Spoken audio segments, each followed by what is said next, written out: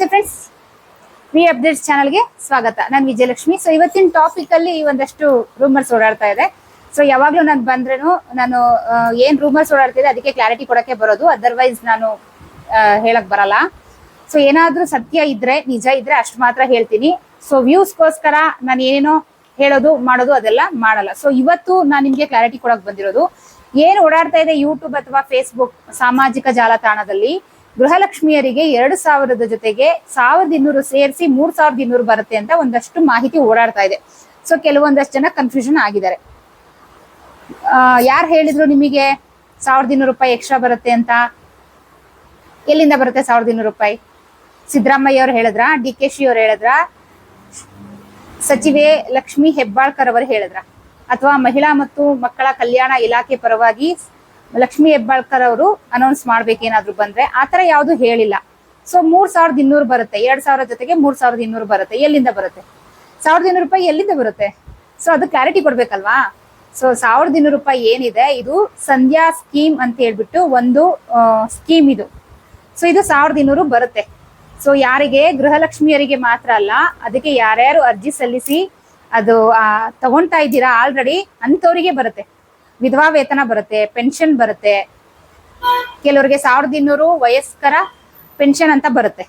So ಅದನ್ನೆಲ್ಲ ನೀವು ಸೇರಿಸ್ಬಿಟ್ಟು 2,000 ಜೊತೆಗೆ 1,200 ಸೇರಿ 3,200 ರೂಪಾಯಿ ಬರುತ್ತೆ ಅಂದ್ರೆ ಜನ ಕನ್ಫ್ಯೂಷನ್ ಆಗಿ ಮಾಡ್ಕೊಳಲ್ವಾ? ಸೊ ಸರ್ಕಾರದಿಂದ ಅಂತೂ ಅನೌನ್ಸ್ ಮಾಡಿಲ್ಲ 1,200 ರೂಪಾಯಿ ಎಕ್ಸ್ಟ್ರಾ ಕೊಡ್ತೀವಿ ಅಂತ ಹೇಳ್ಬಿಟ್ಟು. ಏನು 2,000 ಕೊಡ್ತೀವಿ ಅಂತ ಹೇಳಿದ್ದಾರೆ, ಅದನ್ನ ಅವರು ಜಾರಿಗೆ ತಂದಿದ್ದಾರೆ. ಆ ಯೋಜನೆ ಜಾರಿ ಇರೋವರೆಗೂ ನಿಮ್ಗೆ 2,000 ರೂಪಾಯಿ ತಿಂಗಳಿಗೆ ಹಾಕ್ತಾರೆ. ಒಂಚೂರು ಲೇಟ್ ಆದ್ರೂ ಸರಿ, ಬೇಗ ಆದ್ರೂ ಸರಿ ಅವ್ರು ಹಾಕ್ತಾರೆ. ಒಂದ್ಸರಿ ನಿಮ್ಮ ಅಕೌಂಟ್ 2,000 ಬಂದಿದೆ ಅಂದ್ರೆ ಖಂಡಿತ ಅದು ಬರುತ್ತೆ.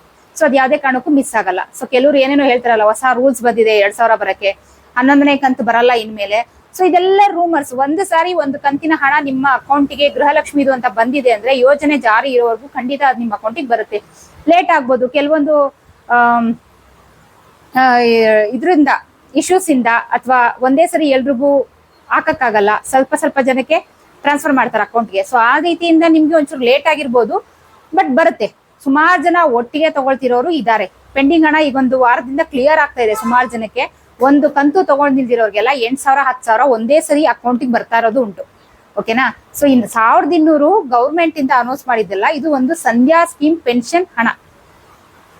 ಸೊ ಇದನ್ನ ನೀವು ಕ್ಲಾರಿಟಿ ತಗೊಳ್ಳಿ. ಇದು ಒಂದೇ ಅಲ್ಲ ಪೆನ್ಷನ್ ಹಣ, 1,200 ರೂಪಾಯಿ ವಯಸ್ಕರದ್ದು ಬರುತ್ತೆ, 800 ರೂಪಾಯಿ ವಿಧವಾ ವೇತನ ಅಂತಾನೂ ಬರುತ್ತೆ. ಸೊ ಇದನ್ನೆಲ್ಲ ಸೇರಿಸಿ ನಾವು ಗೃಹಲಕ್ಷ್ಮಿದು ಅಂತ ಹೇಳಿದ್ರೆ ಜನ 100% ಕನ್ಫ್ಯೂಷನ್ ಮಾಡ್ಕೊಳ್ತಾರೆ. ಸೊ ನಿಮ್ಗೆ ಕ್ಲಾರಿಟಿ ಸಿಕ್ತು ಅನ್ಕೊಳ್ತೀನಿ. 1,200 ರೂಪಾಯಿ ಯಾವ್ದು ಎಕ್ಸ್ಟ್ರಾ ಬರಲ್ಲ, ಗೃಹಲಕ್ಷ್ಮಿದು ಅಂತ ಬರೋದು ಬರೀ 2,000 ರೂಪಾಯಿ ಅಷ್ಟೇ. ಓಕೆ, ಟಾಪಿಕ್ ನಿಮ್ಗೆ ಇಷ್ಟ ಆಯ್ತು ಅನ್ಕೊಳ್ತೀನಿ. ಸೊ ಇಷ್ಟ ಆದ್ರೆ ಲೈಕ್, ಇಲ್ಲ ಅಂದ್ರೆ ಡಿಸ್ಲೈಕ್ ಕೊಡಿ, ಏನೋ ಒಂದ್ ಕೊಡಿ. ನನ್ನ ಚಾನೆಲ್ ಸಬ್ಸ್ಕ್ರೈಬ್ ಮಾಡೋದನ್ನ ಮರಿಬೇಡಿ. ಆದಷ್ಟು ನನ್ನ ವಿಡಿಯೋನ ಸಾಮಾನ್ಯ ಜನರಿಗೆ ಶೇರ್ ಮಾಡೋದನ್ನ ಮರಿಬೇಡಿ. ಸೊ ನೆಕ್ಸ್ಟ್ ಇದೇ ತರ ಯಾವ್ದಾದ್ರು ಒಂದು ಇಂಟ್ರೆಸ್ಟಿಂಗ್ ಟಾಪಿಕ್ ಜೊತೆ ಸಿಗ್ತೀನಿ. ಅಲ್ಲಿವರೆಗೂ take care, bye. Thank you.